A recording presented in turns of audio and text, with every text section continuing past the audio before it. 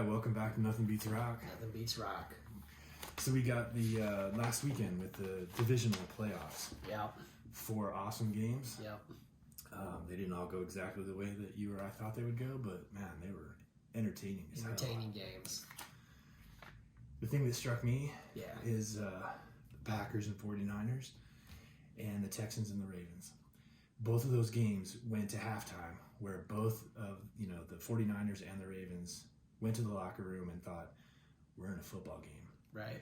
Like, these guys came to play. Right. And what struck me was the Ravens figured it out and dominated the second half. Right. Yep. The 49ers didn't. The 49ers just they won the game, but not impressive at all. Like, they were in a dogfight until the very last, play, the last, second on the clock. Right.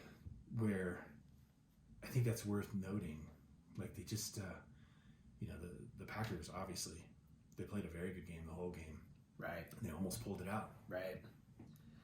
Yeah, I think the 49ers there, were able to win ugly and a little experience, and the Packers, I think some of the intensity of the playoffs that they made some mistakes down the stretch to not quite get it done. But I hear what you're saying. The 49ers, not that impressive, and the Ravens, they were dominant. Very impressive. The second half. Yeah.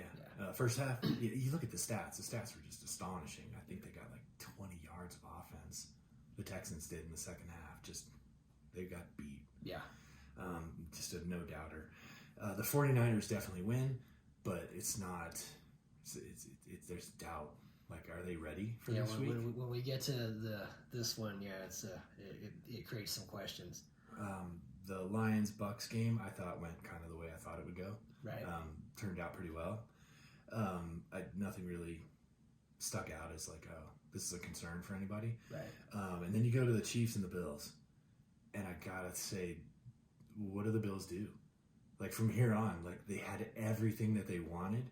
They had the Chiefs, who have beaten them repeatedly in the playoffs, and they had them at home. Everybody was as healthy as they could be. They had everything in place. Right. And they still found a way to lose. On that one, yeah, and I know Josh Allen's getting a lot of flack, and I really don't agree with that. No, I thought he played well. My take on that one with the Bills is most teams don't want to run their quarterback that much because they're afraid they're going to get their guy hurt, and that's completely understandable. Yeah, it's the most skilled position on the field. Yeah, with the Bills, I think that because of Josh Allen being like basically Paul Bunyan out there or something, that it's sort of like that I don't think they're afraid he's going to get hurt, but right. I just wonder if that is making him a little bit less effective at the end of the games. And the bottom line is these games are so tight, you're talking about one play, 2 plays, and everything going differently in the game, the outcome's different. Well, look at Stephon Diggs. If he catches that ball, it could dramatically change the rest of that game. Yeah, but that wasn't even his fault. He threw a perfect pass. He just didn't catch it. And bottom line is, without Josh Allen, the Buffalo Bills are not in that position at all. True. So yeah. So I don't know where they'd go from here. They literally had everything lined up exactly the way they've always said. Well, we just lost because we were in Kansas City. It's like, well, you weren't in Kansas City this time. We lost because of this. It's like they had everything they needed. Everyone was healthy, or as healthy as you can be in the playoffs. Yeah. And they still, they came up short right in front of their own fans. That was a tough game. And I don't want to take anything away from the Chiefs. They played a very good game. Yeah. Well, it was, I think, the intensity in that game was they were pounding each other from the start. And really, I think, we said we thought it might be an ugly game. Yeah. And you know what? It kind of was. It was. It was pretty in some ways, but it was also ugly. You got the Bills going for the fake punt. Maybe that was a bad call, but I'm sure McDermott's thinking, we're not stopping Mahomes. We got to do it, Yeah. And so it backfires. But then you got the Chiefs about to put the game away. And Hardman fumbles it, like 6 inches from the goal line, right. And it goes out of bounds, gives the Bills another chance. And then, Josh Allen takes him down there. He gets him in field goal range, and the kicker, he missed it, and I feel bad for that dude, I mean, that's so yeah, it just seems like Yeah, for the Bills, I just don't know where they go from here. It's like, how many things do you need to go your way to actually win this game? And they basically had everything they could have had, and they still came up short. So, like, next year, they get a new coach. Is it a philosophy? Is it, like you said, do they just need to run their offense differently for the first 3 quarters so that Josh Allen's fresher in the fourth quarter? I got to say that they have all the pieces, really. They've got good wide receivers. Dalvin Cook made some plays. Yeah. He came in and it was like, wow, man, he's looking pretty fresh. The Jets didn't use him up. They let him go to have a shot at it and everything, and he was looking pretty good. But then he didn't look that great in the fourth quarter. Yeah. Things. The Kansas City defense is good, and I'm just going to say it. I just think top 2 defenses in the league. Josh Allen is real good, and that's why the Bills were not stuck at like 7 points. That's why they got up there and everything, was because in the game going back and forth the way it did. I just think, I think with McDermott and those guys, I think the offensive philosophy, I think back off the running Josh Allen. Sorry, I just think if you're going to keep running him like that, I think that you're making him a little less effective towards the end of games. And it's not a complete rebuild of an offense; it's a tweak. Yeah, just don't run him as much. Change this philosophy. Give him some safety blanket, you could just throw it to the flat. Some things that he can do, just those pressure relief kind of plays. Yeah, maybe unleash the beast in the fourth quarter. Right. Don't do it right from the beginning. Right. Because let's face it, the first drive of the game, man, he, 3rd and 17, man, he scrambles out and everything, and he whips it sideways. Probably a forward pass. I don't know. I think they missed that one. But, that play was ridiculous. They convert the first down, they go down, they get a field goal, and you're thinking, there's not a lot of dudes that are going to make that play. Right. But, so I guess some of the other takeaways, though, that I had is the difference of a year, You're thinking probably not a lot of people at this time last year are thinking that the Detroit Lions are going to be in the NFC Championship game. Or the playoffs. Exactly. And then looking at the Packers, with Jordan Love, looking at the Bucks with Baker Mayfield, and looking at the Houston Texans with C.J. Stroud, and thinking, at this time last year, those 3 teams had serious questions about their quarterback situations. Nobody had them on the positive side of the ledger. Exactly. They were all like, wow, they got a whole nother year of just, horrible games. So those teams, they got to be feeling a lot better now, knowing that their quarterbacks were able to get them to the playoffs. They were able to win a playoff game. Yeah. And so very different for them. And not in just like this fluke, like they pulled it off. No, they played very good games. Yeah. They've got a lot to look forward to. Yeah. So, that was a good thing from that week. I guess so. We move on to only 2 teams make it to the AFC and NFC championships. Yeah. And again, like I said last week, we had 4 very good games. This week, there's 2 very good games. Yeah. There's not a single game where you're just like, this one's predetermined. Yeah. If we start off with the Lions and the 49ers. Yeah, so this one, let's see. The 49ers are favored by 7. Yeah. About a 74% chance to win. Lions, 26% chance to win. Supposed to be 69 degrees. It should be nice. I think they missed the rain last week. Right. Like the forecast didn't have anything to do with the rain, and then all of a sudden it rains the whole game. So 69 degrees and rain is a little different, but that would, so I guess advantage 49ers that the game's being played at home. True. And they are a more experienced team in some ways because they were in the NFC Championship game last year. Right. Kyle Shanahan had them in coaching the Super Bowl more a few years back, when they lost to the Chiefs. I think the question for the 49ers is, can their defense contain Detroit for the entire 4 quarters that they need to play the entire time? Because the Detroit offense is explosive enough to change the game on you pretty fast. Right. You can be up by 7 or 10 and think you're in a good spot, and then a couple plays later, man, things can be looking different. So the advantage for the Lions, I think, is with their offense. If they fall behind, they've got the firepower to come back some. Mm-hmm. And Dan Campbell, I think he is a tough coach and that his team is gonna play it with a lot of intensity. Right. And so that overall with this one, I guess the question for the Lions is, can they win on the road in the playoffs?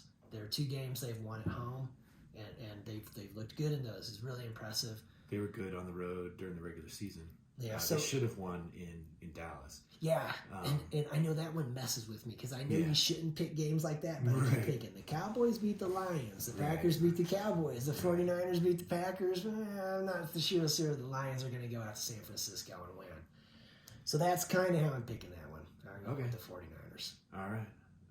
I'm going to pick the Lions. I think that the Lions can really get after San Francisco's defense with their basically two-headed running game. And I don't think that the 49ers can stop it for 4 quarters. All right. The other thing, too, is Deebo Samuel. He's questionable. That's right. And, there's no indication that he's good. They ran him in and out of the locker room all last week, and eventually he just never came back. He has a shoulder. Not going to be 100%. Right. Even if he does play, he's not 100%. Yeah. So he seems to be that missing piece for the 49ers, where I think he's not just easily replaceable. And I think the Lions are on a roll. I think it starts from their head coach all the way down, and I think they're tough, they're gritty, and they're just going to scrap their way right through. If you talk about a team that's due, yeah, the Detroit Lions are the only team in the NFC that has never been to the Super Bowl. Right. Never. They're good. So I'm going to go with them. All right. I like it. Which leaves us to the last game, the AFC Championship game. All right. Chiefs and the Ravens. We got the Chiefs and the Ravens in Baltimore. So the Ravens are favored by 3. Let's see. I can't read it that great. They're favored by 3, but when you go to like the analytics, they've got them like 70% that they're going to win. Yeah, I find that kind of a funny. It's like if they were going to have a 70% chance of winning, you would think they would be favored by like 7 or 10 points. But yeah, the one I saw had them at like 63, and the Chiefs at 37% or so. I think it's a lot closer than that. And so, but then you see the line is 3. Yeah. It's not, And they don't, those two things don't correspond very well. Yeah. And so looks like it's going to be 49 degrees there. So, and we know both these teams, they're not going to worry about cold weather. The weather. 49 should be, just fine. And so advantage Ravens, they're playing at home. Right. And they have been the dominant team this year. Right. The question I have on the Ravens is, can they win ugly? Can they win a close game? They've been winning some games pretty easy, rolling away from some teams. Right. What I think works to the Chiefs' advantage is kind of what we mentioned a little last week. Andy Reid and his development progression of the season. There was some stuff they did against the Bills that they weren't going to be doing in the regular season and everything. Right. And this week, I think you're going to see from their offense and their defense some wrinkles, some things that have been set up that they used against Miami and Buffalo to be like, okay, we're going to do this, anticipate you're going to react this way to it, but we've got something else coming off of this. Right. And so I guess the question that I have for the Chiefs is the intensity of the Bills game. Can they match that again against Baltimore? And I think if they do, they bring that, they're going to be in good shape. I didn't feel like the Chiefs got themselves as wound up for the Bills as the Bills got for the Chiefs. So to that point, I don't think they have to match the Bills game, or maybe it'll be easier to match the Bills game, because I thought the Bills had everything in their favor, but they still had to prove themselves, and so they were the ones that were just totally wound up. Right. So maybe that's not an issue for the Chiefs. Okay. But you definitely have to be up, and it's going to be a tough game. So I guess the way I would look at it is just that was a tough game against the Bills. Absolutely. And that the Chiefs need to recover from that, because let's face it, Baltimore dominated the second half. They got it a little bit easy. And so in some ways, maybe Baltimore is favored there, but maybe like what happens when this fourth quarter is going to be important, They also had the extra day because they played on Saturday versus Sunday. Right.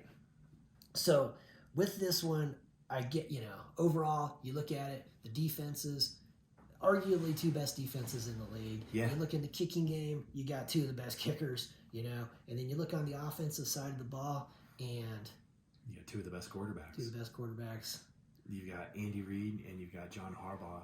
Yeah. Harbaugh was an assistant for Andy Reid for years, so they know each other. 2 Super Bowl winning coaches. Yeah. You go down the list and they're even everywhere. The only thing that's not even, they're playing in Baltimore. Yeah. That's the only thing. There's stuff that kind of goes that way. other than Patrick Mahomes. Yeah, he's Patrick definitely more Mahomes. proven. Patrick Mahomes adds to the legend. Yeah, I'm going with the Chiefs. Jackson is hungry. Definitely wants to, because you can tell when he does his interviews, he's definitely respectful of Mahomes, Yep. and but you can tell he wants to trade spots with them. Yep. And yeah, I think it's going to be an epic game. I saw online that tickets are as low as $550. As low as $550. As low as. I think that, like I said, if you go down each line to line to line, they're even all the way. The only thing that really separates them is home versus away, and for that reason, I'll go ahead and I'll take the Ravens. All right. But I'm looking forward to a very good game. What do you think the chances are we're going to see Jason Kelly's belly? Very good.